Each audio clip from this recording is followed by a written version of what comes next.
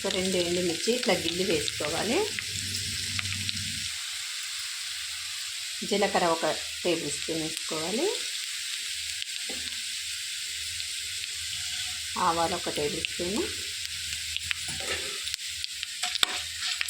కొంచెం వేగిపోయాయండి. ఇప్పుడు ఆవాలు అనేవి చిటపట్లాడుతున్నాయి. ఇప్పుడు సన్నగా తరిగి పెట్టుకున్న ఉల్లిపాయలు వేసేసుకోవాలి.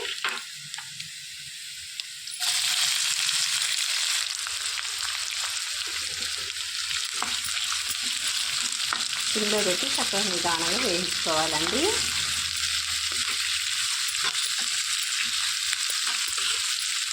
ఉల్లిపాయలు కొంచెం రంగు వచ్చే వరకు